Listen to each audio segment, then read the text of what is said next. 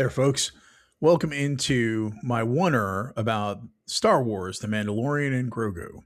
I just wanted to point out a few things that if you're not aware, there are video versions of this, so you can see that my beard is back. If you haven't yet gotten there, I'm on Spotify and YouTube for full episodes in video. And then also, I'm doing a lot of content having to do with instant reactions. So anything that I'm seeing, I'm trying really hard to record a 1 minute instant reaction that goes up on TikTok, Instagram Reels, or YouTube Shorts. So if you're looking for more Robbie, those are places you should go. If you would, please go there, rate and review and subscribe to any one of these services. It's super helpful to me. And also, you'll see more content. You also might have known how I feel about this movie if you were watching those versions of me, because I already put out an instant reaction about this movie.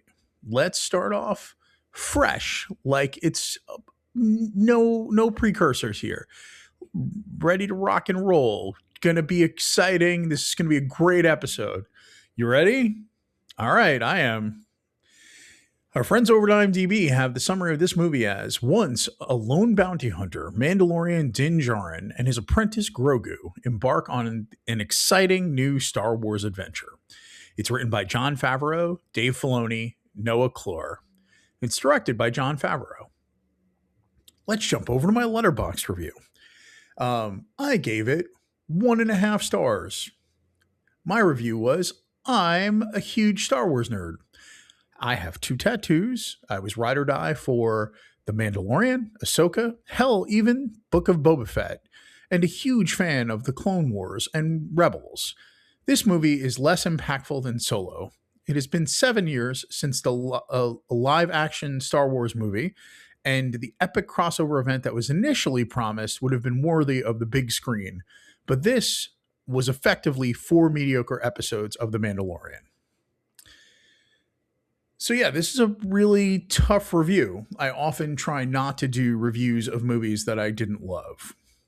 But we should talk about it, because this is a movie that's big and important and in the zeitgeist. And I want to make sure that you guys get a chance to understand why I gave it this review.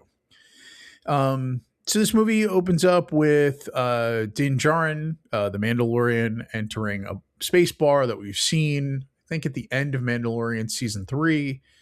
He's seemingly now partnered with Zeb, which is, one of my favorite characters probably from the Rebels ecosystem, and no good reason why they're together right now.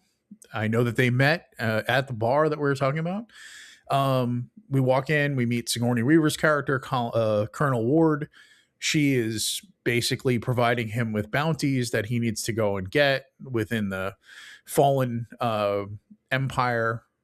So he's out there trying to do the things, trying to take down the bad guys, but not sure exactly why this is the motivation for the Mandalorian. Doesn't really have to do with a lot of what we established in the television show. So one nice piece here is Pedro Pascal is really only on camera about 8 minutes in this movie, unhelmeted. So the 2 stunt performers and suit performers are actually now above the fold and are mentioned in the actual credits. So Brendan Wayne and Lateef Crowder are actually listed alongside Pedro Pascal. That's really cool. It's about time.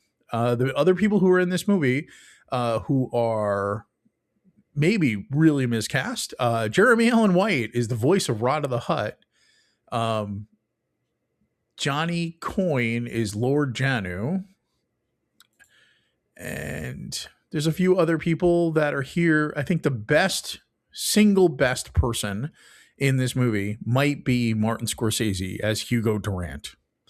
He is so much fun. What the energy he brings, it's like the movie comes to life when he's on screen.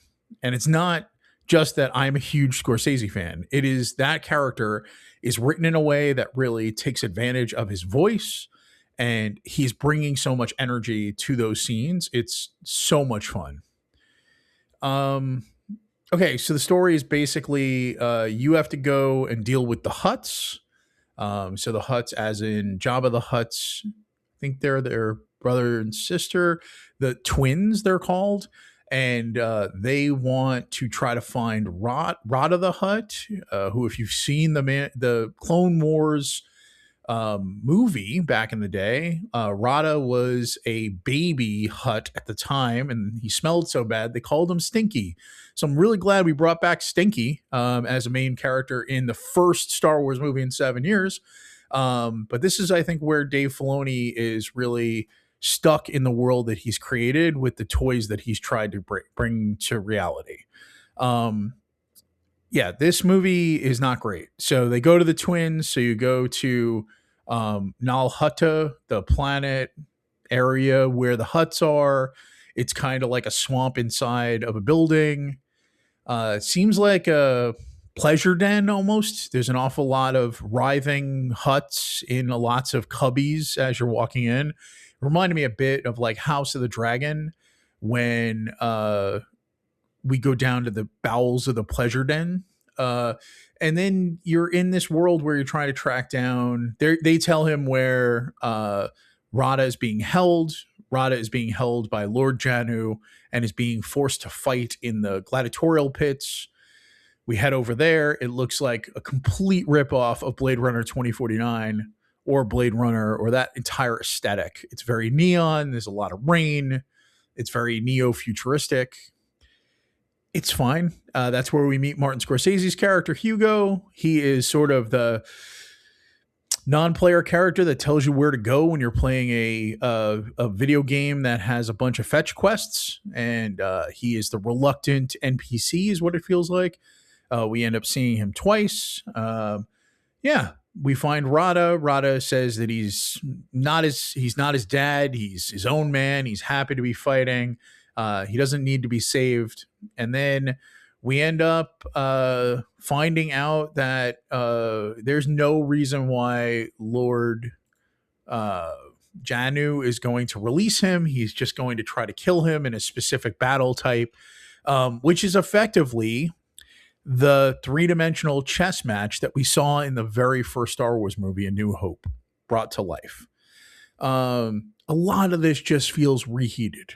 It feels like we've taken things that were in the animated series, many animated series, and stuff that's been in some of the book lore and some of the stuff that is like super nostalgia driven, and it's all just been thrown in a blender, and this is what you end up with. What you haven't heard me talk about is any of the aspects that made The Mandalorian what was so special for me. It was the idea of the religion and the background and the story of being a Mandalorian, of why the helmet is important, of why the armor is important, of why Grogu is this unique character who is both a Force user and a Mandalorian. None of that is addressed in any way, shape, or form. I don't need to spoil the end of this movie. This movie's kind of unspoilable. I didn't like it at all. It was fine. 1.5 stars is really just me being like, I didn't want to throw things at the screen. I was just apathetic. And I am a person this movie should have been made for. And somebody was like, this is not The Godfather. It's one of the comments I got on my instant reaction video. And I agree. This isn't The Godfather. This is a movie that is set in a genre that I have a lot of affection for and I have a lot of deep knowledge of. And in the end, you didn't do anything to move this story forward of any of these characters, and you didn't take advantage of any of the things that make these characters special. And that's why I'm so sad about having to make this review and make this video and talk negatively about something I care a lot about. But this movie didn't work for me. It didn't work for me on almost every level. I feel like having so many Hutts that are sort of CGI is hard to parse what's going on in the world. There are some sequences where Grogu is on his own and he's just all of a sudden walking with a walking stick, which feels a lot like we want to be like, hey man, doesn't he look a lot like Yoda? There's just so much of that in this movie that just doesn't feel like it's there for any reason other than you to point at the screen.